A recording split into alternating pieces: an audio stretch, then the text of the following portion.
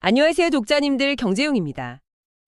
오늘이 2026년 4월 7일 화요일인데요. 오늘 저희가 서울경제신문 증권부 기사들을 쭉 보면서 와, 이거 진짜 장난 아니다 이런 생각이 들더라고요. 네, 요새 시장 보면 정말 아찔하죠.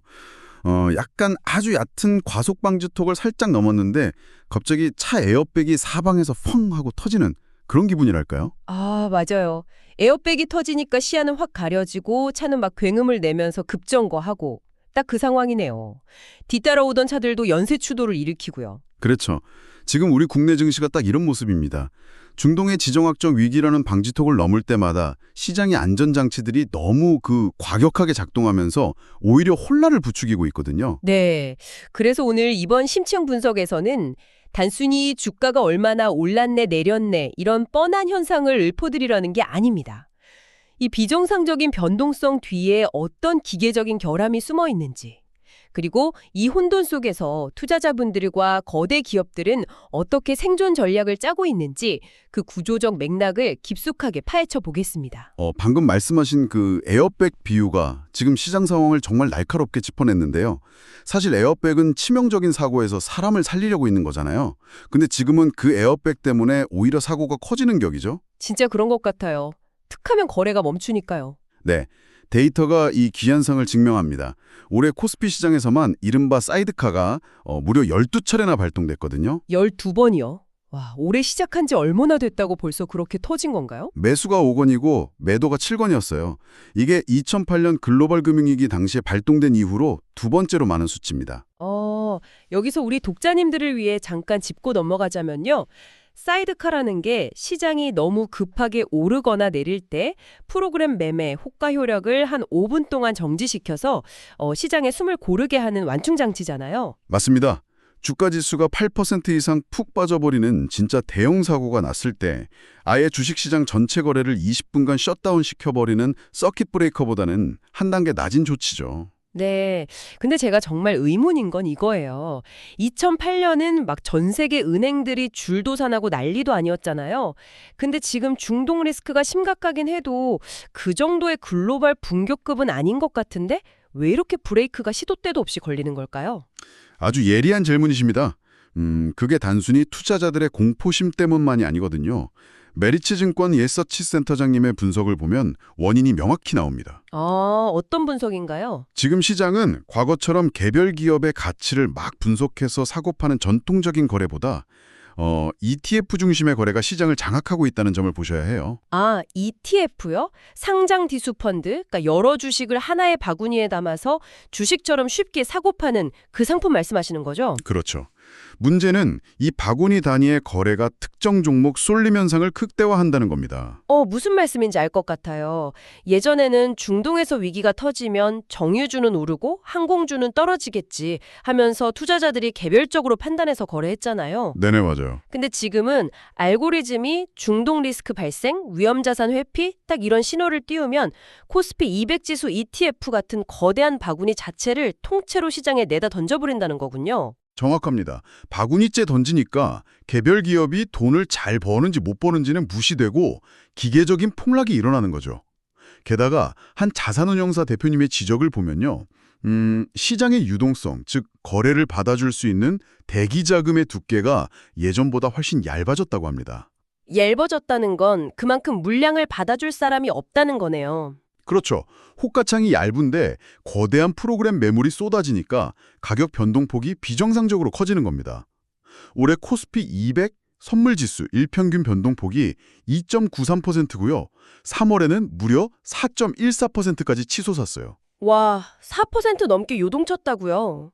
사이드카 발동 기준이 전일 대비 5% 이상 변동이 1분간 지속될 때잖아요. 그럼 평소에도 발동 기준 턱 밑까지 매일같이 오르락내리락 한다는 뜻이네요. 네, 그래서 사이드카가 발동되고 5분 동안 거래가 멈추면 사람들이 진정해야겠다 이러는 게 아니라요. 오히려 막 멈춰있는 동안 이거 장난 아니네. 열리자마자 무조건 팔아야겠다. 아니면 빨리 사야겠다 하면서 주문을 더 쌓아두는 거 아니에요? 맞습니다. 5분 뒤에 브레이크 풀리는 순간 쌓여있던 주문이 댐 터지듯 한꺼번에 쏟아져서 오히려 장중 변동성을 더 키워버리는 부작용이 생기는 거죠. 시장이라는 도로 자체는 변했는데 신호등 체계는 옛날 방식을 쓰니까 하니까 오히려 교통체증을 유발하는 셈이군요. 아주 적절한 비유네요. 그럼 이렇게 막 널뛰고 툭하면 거래가 정지되는 장세 속에서 우리 투자자분들은 어떻게 대응하고 계실까요? 기사를 보니까 여기서 세대별로 그리고 투자 국가별로 대응 방식이 극명하게 갈리는 게 참 흥미롭더라고요. 네, 위기를 바라보는 시각이 세대별로 완전히 달랐습니다. 특히 30대 투자자들의 움직임이 아주 역동적인데요. 3월 30대 투자자의 주식 회전율이 72.6%를 기록했습니다. 잠깐, 회전율이라는 건 쉽게 말해서 일정 기간 동안 주식의 손바뀜이 얼마나 자주 일어났냐를 보여주는 지표잖아요. 한 달 만에 72.6%면 전월이랑 비교했을 때 어느 정도 오른 건가요? 전월 대비 무려 13.3%포인트나 급등한 수치입니다. 정말 눈썹 휘날리에 단기 리스크 회피와 저점 매수를 동시에 노리면서 잦은 손바뀜을 보인 거죠. 와, 엄청나게 활발하네요. 다른 연령대도 비슷한가요? 아니요, 정반대입니다. 특히 60대 이상의 장년층 투자자분들은 자금을 대거 인출하는 방어적인 태세를 취했거든요. 반면에 30대는 오히려 250억 원이라는 신규 자금을 주식 계좌로 밀어넣었어요. 저는 이 부분이 되게 상징적이라고 봐요. 30대 투자자분들은 불과 몇 년 전에 코로나19 팬데믹을 거치면서 풍락은 곧 세일 기간이다. 이런 위기가 기회라는 걸 온몸으로 학습한 세대잖아요. 네, 동학개미 운동의 최전선에 있었죠. 그러니까 이 중동 위기를 펀더멘털의 붕괴가 아니라 일시적인 박앤세일로 보고 공격적으로 뛰어드는 거네요. 구체적으로 어떤 종목에 돈이 몰렸나요? 삼성전자, SK하이닉스 같은 반도체주, 그리고 코스피가 오를 때 2배 수익을 내는 코덱스 레버리지 ETF에 자금이 집중됐습니다. 반도체나 시장 전체의 구조적 성장은 흔들리지 않는다고 믿는 거군요. 근데 전문가님, 여기서 약간 모순적인 데이터가 하나 눈에 띕니다. 어떤 건가요? 30대 투자자분들이 국내 증시에서 이렇게 공격적으로 매수할 때 이른바 중화겜이라고 부르는 분들, 즉 중국 주식 시장에 투자하시던 분들은 완전히 짐을 싸서 탈출하고 있더라고요. 2달 새 무려 1억 달러, 우리 돈으로 1,760억 원 규모가 빠져나갔어요. 네, 아주 중요한 포인트를 짚으셨습니다. 저는 처음에 위안화 환율이 무너져서 그런 줄 알았는데 위안화 가치는 다른 통화 대비 마이너스 0.3% 하락하는 데 그쳤단 말이죠. 환율 방어는 성공적이었는데 왜 이렇게 대규모 이탈이 일어난 걸까요? 표면적인 환율만 보면 안 된다는 걸 보여주는 사례죠. 중국 시장 이면에는 구조적 성장 둔화라는 더 무서운 우려가 깔려 있습니다. 지금 중국은 심각한 내수 부진을 겪고 있거든요. 아, 사람들이 지갑을 안 연다는 뜻이죠. 그럼 공장들은 물건을 어디다 팔아요? 밖으로 내다 파는 수밖에 없죠.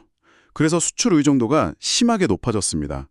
과거에는 순수출 기여도가 거의 0% 수준이었는데 최근에 이게 32.7%까지 급등했습니다. 와, 32.7%요? 경제 성장의 3분의 1을 밖에서 물건 파는 거에 의존한다는 건데 이거 굉장히 위험한 거 아닌가요? 바로 그겁니다. 내수라는 완충 장치가 고장난 상태에서 혹시라도 글로벌 수요마저 감소하면 중국 경제는 직격탄을 맞을 수밖에 없죠. 투자 심리가 꺾인 결정적 이유입니다. 아, 그러니까 투자자분들은 환율이 안정적인 지금 서둘러 빠져나오는 거군요. 네. 다만 여기서 삼성증권 등 여러 전문가분들의 의견을 빌려 꼭 덧붙이고 싶은 내용이 있습니다. 네, 말씀해 주시죠. 지금 저희가 두 시장의 극명한 흐름을 짚어드리고 있는데요. 이 모든 내용은 독자님들께 정보 제공을 하기 위한 목적입니다. 지정학적 리스크나 글로벌 수요 감소 등 워낙 변수가 많은 상황이라 투자 판단은 투자자 본인의 책임하에 대단히 신중하게 하셔야 한다는 점을 꼭 안내해드립니다. 네, 절대 맹신하시면 안 되고 참고만 하셔야겠죠. 자, 그럼 개인 투자자분들의 대응을 살펴봤으니 이제 시야를 넓혀서 거대 기업들 얘기를 해볼까요? 좋습니다. 불확실한 거시경제 환경 속에서 기업들은 당장의 생존을 넘어서 아예 알짜 자산까지 뜯어고치면서 미래를 준비하고 있잖아요. 대표적인 게 SK그룹의 1조 6천억 원짜리 빅딜입니다. 네, 스틱 얼터너티브 자산운용과 한국투자 프라이빗 에코티 컨소시엄이 SK가스와 SK케미칼로부터 울산 GPS 그리고 SK 멀티 유틸리티 지분 49%를 인수하는 계약을 맺었습니다. 오는 5월 29일 양도 예정이고요. 1조 6천억 원이면 엄청난 규모인데요. 특히 이 울산 GPS라는 자산이 대단하더라고요. 단순한 발전소가 아니라 세계 최초로 LNG, 그러니까 액화 천연가스랑 LPG, 액화 석유가스를 번갈아 사용할 수 있는 겸용 발전소잖아요. 네, 맞습니다. 에너지 가격 변동에 엄청나게 유연하게 대처할 수 있는 그야말로 캐시카우죠. 그런데 이런 알짜배기 자산의 지분을 왜 매각하는 건가요? 향후 전력 소모가 막대한 인공지능, 즉 AI 데이터 센터 투자를 위한 재원을 확보하기 위해서입니다. 아, 미래의 AI 시대를 위한 총알장전이군요. 네, 그러면서도 딱 49%만 매각해서 여전히 51%의 지분을 쥐고 최대 주주 지위는 유지하는 아주 전략적인 딜이죠. 저는 이 대목이 무척 흥미롭습니다. 기업들이 미래의 AI 데이터 센터를 짓기 위해서 그 데이터 센터에 전기를 공급할 발전소의 지분을 판다는 점이요. 확실히 아이러니하면서도 시사하는 바가 크죠. 또 막대한 전력을 도대체 어떻게 끊임없이 공급할 것인가? 이것이 주식시장의 사이드카를 발동시킬 새로운 트리거가 되지 않을까요? 지금까지 국내외 증시 변동성과 기업들의 대응 전략 주제에 대해 다뤘습니다. 투자 판단에 참고가 되셨길 바랍니다. 다음에도 빠른 증권 소식으로 찾아뵙겠습니다. 지금까지 서울경제신문 경제영이었습니다. 감사합니다. 본 내용은 투자 참고 정보이며 투자 결정에 따른 책임은 투자자 본인에게 있습니다. 7분 50초.